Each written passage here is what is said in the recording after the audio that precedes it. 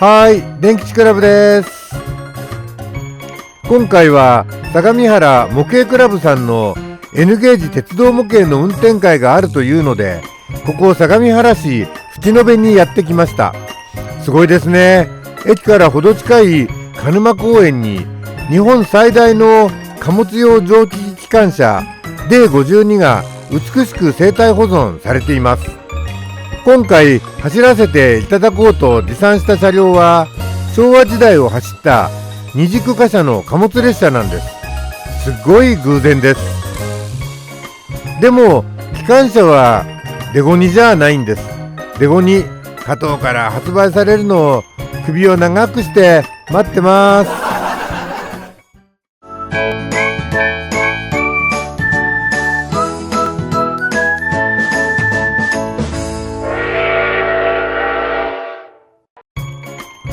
相模原鉄道模型クラブ様、今回の目玉が小田急ロマンスカー勢ぞろいとなっていたので、ちょっぴり撮影させていただきました。何人かで手持ちの小田急ロマンスカーを持ち寄ったそうです。大昔の1900型、2300型なんかもいて微笑ましいですね。でも人様の車両ばかり映していたらまずいでしょうから、ここは紹介のみにとどめさせていただきます。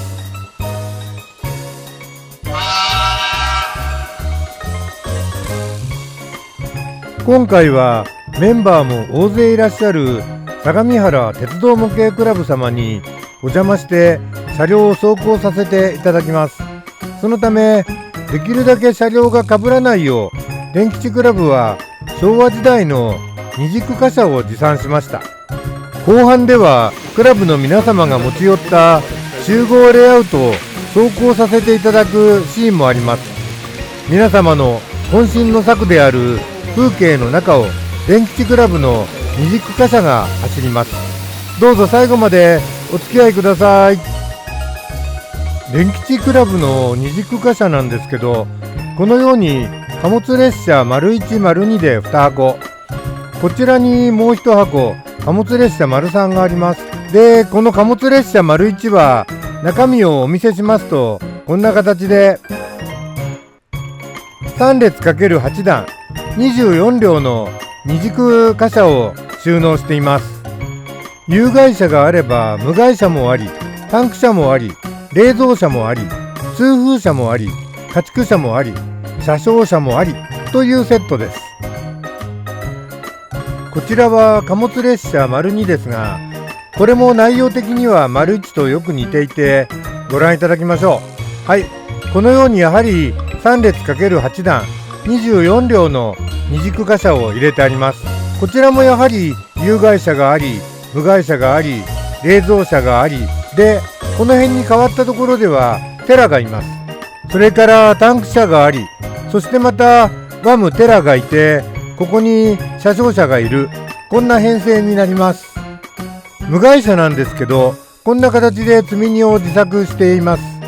積み荷にかけているシートはティッシュで作ってあります。後日加藤からビニールシートをプラスチックで表現した積み荷カバーが出ましたよね。それからはプラスチックを艶消しで塗ってホコリっぽい表現を行って使うようになりましたが、これは初期の作品です。こちらは貨物列車の ③ になりますが、これは加藤から東北仕様の8620蒸気機関車が出た時に同時発売された花輪線貨物列車8両セットに単品の貨車たちを6両ほど買い足したもので14両収納しています。収納箱は花輪線貨物列車セットに入っていたウレタンをそのまま利用させてもらっています。先ほどお話ししたプラのカバーがついた無害車はこれです。ほら、裏側はプラスチックでピカピカしていますよね。これじゃあ嫌なので、僕は艶消しトップコートを吹いて、その上からタミヤスミーレブラウンを流してあります。このセット、本当は買わないつもりだったんですね。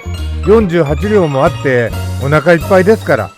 でも花輪線の蒸気機関車の付け替え部品がこのセットに入っているのでこれを買わないと手に入らないんですよ。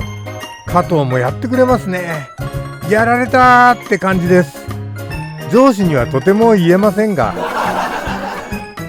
その他の電吉コレクションの貨車たちも紹介させていただきます。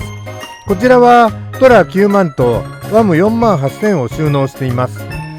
木材チップを運ぶ専用の貨車で、小さなチップを効率よく積載するために緑色部分、青り戸がありました。雨に濡れないためにシートをかぶせたり、屋根だけを無害化させたワム4万8000のような貨車もありました。こちらの箱は無害車トムトラ、長物車チキなどを保管しています。こちらの箱はタンク車の多機1000ばかりで構成されたタンク列車をコレクションしています。横浜の根岸線で時々見かけた多機は結構綺麗だったのですが、こんな風にウェザリングしてみました。やりすぎかな。こちらは同じ多機でもセメント輸送で活躍した多機1900で西武線、常磐線、八高線などで活躍しました。こちらは青梅線や南武線で見られた石灰輸送列車ですね。補機34,200ばかりでなく、青梅線の ED16 も収容しています。こちらは石炭輸送車の石3000ばかりの石炭列車ですね。石灰石列車もありましたが、うちでは石炭列車として仕立てています。D51 の10連や DD51 の10連で牽引させるととてもかっこいいんですよ。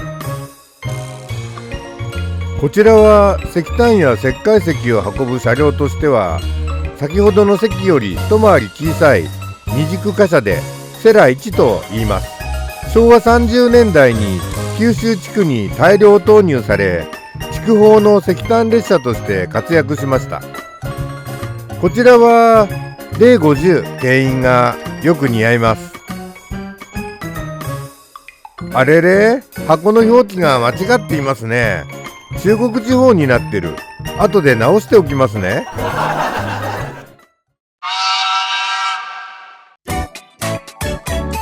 ご紹介したように貨物列車もそこそこはコレクションしているのですが、今回相模原鉄道模型クラブさんで走らせていただこうと思っているのは、こちら昭和時代の二軸貨車を連ねた貨物列車です。当時の貨車って積み荷の種類や積載可能な量によっていろいろ区分があって呼び名があったので、ざっくりと解説させてください。こちらはわら1という有害車です。この時代は今のように宅急便などがない時代で、高速道路が発達していなかったので、荷物輸送は鉄道が担うものだったんです。この車両は皆さんが送ろうとする荷物、小荷物を積載する車両でした。こうした有害車か、またはマニなんちゃらのような着車列車に混結する荷物車のいずれかによって運ばれました。で、これわら1って言うんですが、最初の輪の方は貨車の形態を表しています。これは屋根があってワゴン形態しているので、ワゴンの輪を取って輪ですね。ラの方は積み荷の積載重量で軽い順に表記なし、むらさきってなっていて、この辺に表示しますね。軽い順に表記なし、むらさきですね。これは藁なので17トンから20トン未満の積み荷に対応します。でもなんで紫なんですかね。最初に作られた15トン積みの貨車が馬の輸送車で、馬から取ってむ。それから当時の国鉄の紋章が動輪に霧だったので、霧の花の紫色にあやかったとか、定かじゃありません。次はこちら。これはタンク車です。メーカーどこだっけ？あ、加藤ですね。こちらはタム500。タンクのタですね。そして積載区分が無ですから14トンから17トン未満ということになります。次はこちら。これは積む線と言います。積むの「つ」は通風車の「つ」。この細かな穴から風を通すんです。野菜など農作物の運搬車なので風通しが大事なので、屋根上にはベンチレーターもついています。積載重量区分は無になります。風通しを考慮して扉を開けたまま走っている写真もあるので、加藤が扉を開けられるギミックを与えてくれました。そうなると中の容器にも色を入れたくなって、ほらこの通りです。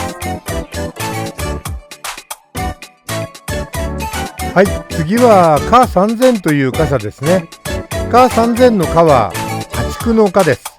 重量区分は表記なしのカだけなので14トン未満ということになります。中をちょっとお見せしますと、ほら牛が2頭乗っています。家畜車でした。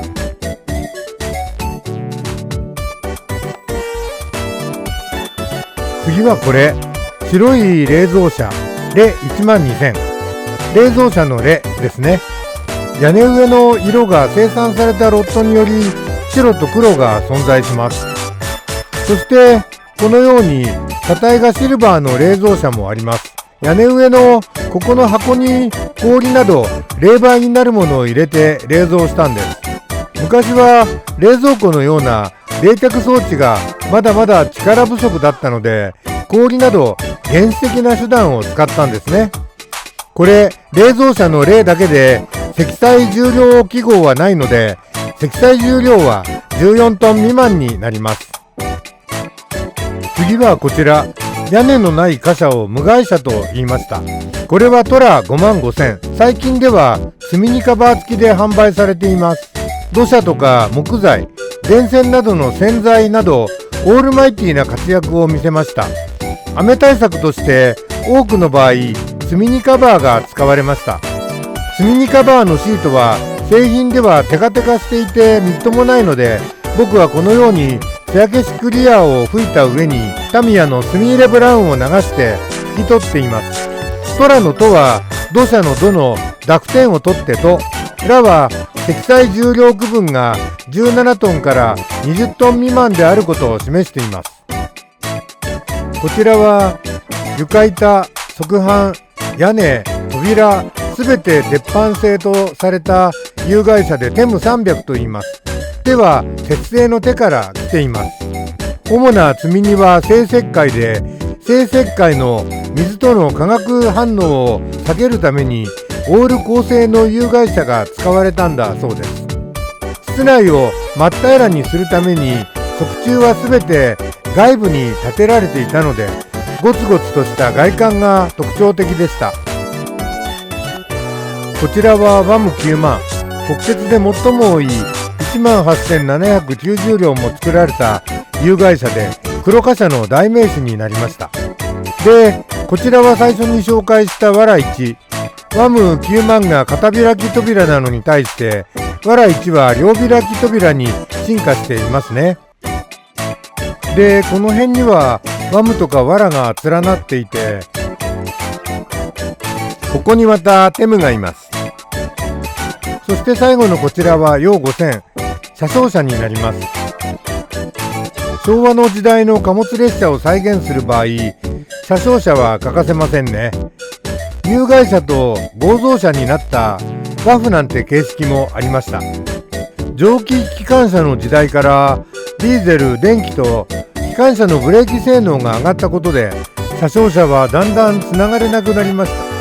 現在の貨物列車には車掌車連結されていませんよね。それではお待たせしました。相模原鉄道模型クラブ様の集合レイアウトを走る電気コレクション貨物列車をご覧ください。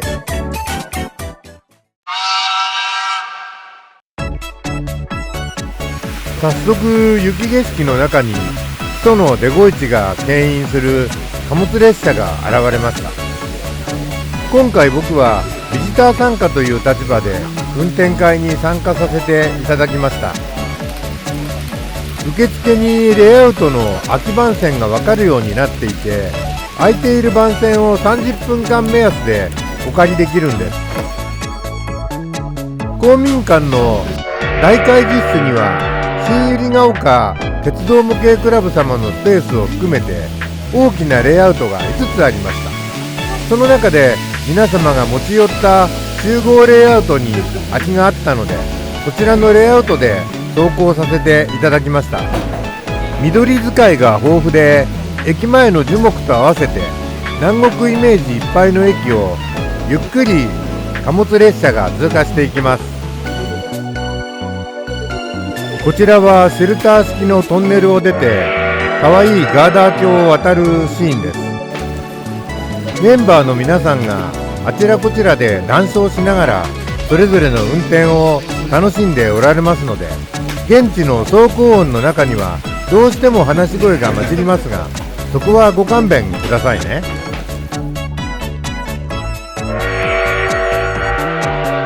同じシーンを別の角度からご覧ください。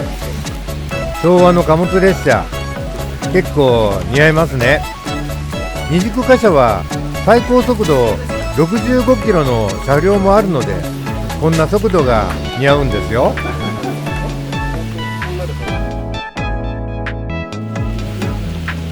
今度は先ほどの南国の駅を高台から見下ろしたようなシチュエーションです。貨物列車がゆっくりと通過していきます。僕好みの素朴な駅の雰囲気についついやられてしまって、何度も撮影してしまいました。今度はガントリークレーンのある壮大なジオラマ区間にやってきました。すげえ。機関区には懐かしいカラーの相模線キハ30系がいますね。機関区にたくさんの機関車が止まっていたら、さぞや壮大な眺めだったでしょう。この機関区も相模原鉄道模型クラブ様では有名なシーンですよね。そして次は田舎の超ローカル駅のあるセクションにやってきました。ここでも貨物列車はゆっくりと駅を通過していきます。駅前に止まっているボンネットバスが昭和の貨物列車にベストマッチ。素晴らしい情景を走れることに心から御礼申し上げます。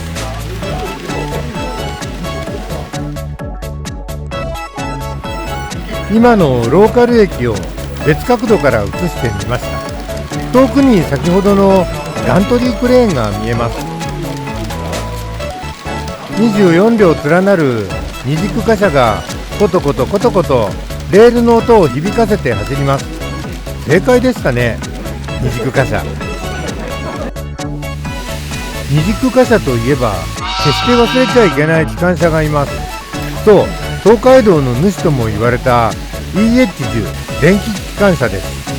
EH 当時としては唯一無二の8軸動輪を持った電気機関車で、重たい貨物列車を力強く牽引しました。蒸気機関車も似合いましたが、やっぱり EH10 最高ですね。引かれている貨物列車もなんだか嬉しそう。南国の駅のセクションを高台から見下ろすシチュエーションです。わらタムタムツムツムツムツムタタレレレレレレワムテムトラトラワムワムワラテムよ。しんど。再び機関区のセクションです。やっぱり機関車がいると様になりますね。あれれ、ギスギス突っかかってしまいました。犯人俺じゃん。これ1両で引っ張ってる。はい、1両です。結構パワーありますよ。あ、これですか。まあ平らだったら結構。昭和の貨物列車、最後は EF15 が牽引します。出発進行。 EF15 も昭和を代表する貨物専用の電気機関車でした。エッジのついた茶色のボディが好きでした。もっと隣の線路を JR 九州のクルーズトレイン七つ星が駆け抜けていきました。ああいう列車が走ると皆さんの目があっちに向いてしまうんです。参ったー。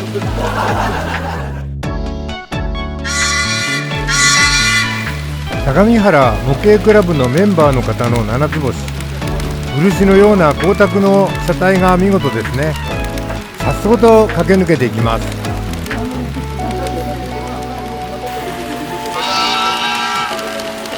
同じ茶色でもこちらはサビサビの埃まみれの EF15 と昭和の貨物列車、すでに勝敗は決していますね。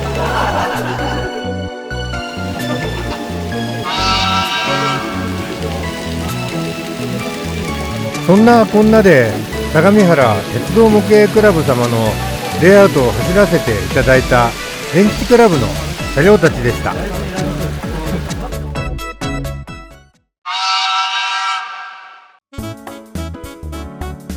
EH10 は加藤が積水金属だった30年以上前に発売されました。当時から8軸駆動でしたが、カーブに差し掛かるとスカートが台車と一緒に触れてしまう残念な構造でした。今の仕様になったのは確か2003年。電吉コレクションではその時に1両、2020年に再生産された時に1両買って、現在は2両の EH10 を所有しています。実機は1954年に東海道線でデビューして1957年までに64両が製造されました。国鉄時代、国鉄が製造した唯一の EH8 軸駆動の機関車でマンモスの異名がありました。ご覧のように2車体が永久連結した構造で、電気機関車史上 EF15 までの旧型機関車と EF60 以降の新型機関車の過渡期に製造された機関車なんです。開発された時は大垣関ヶ原間の 10% ミル勾配が6キロ続く区間でも1200トン貨物列車を短期で牽引できる性能が求められて、それを実現したんです。当時の国鉄は却下ともに輸送需要に応えられずにいたので、まさに救世主となった素晴らしい電気機関車だったんです。今回トップバッターで貨物列車を牽引したのは木曽の D51 長野式の終焉装置がついていますね。本来は10連で走らせようと思ったのですが、線路の継ぎ目でうまく走れずに短期牽引になってしまいました。ちょっと残念です。そして僕が子供の頃南武線でよく見かけた EF15 も昭和の貨物列車を牽引しました。今回はラッキーにも相模原鉄道模型クラブ様の運転会で一緒に走らさせていただいたお話でした。皆様が走らせる車両とできるだけ被らない選択で貨物列車を選びましたが、最後までご視聴くださりありがとうございました。本日の動画はこれで終わりです。もし動画を気に入っていただけたらチャンネル登録をお願いします。後で画面中央に157系鉄分マークが現れますので、それをタップしていただけるとチャンネル登録できます。またベルマークをオンにしていただけると最新動画をご案内できます。それから動画への評価やコメントも楽しみにしてお待ちしています。鉄道や鉄道模型が大好きな皆様からのコメントは動画を作る励みにもなります。僕の知らなかった情報もたくさんいただけてとても助かっています。それでは次の動画でまたお目にかかりましょう。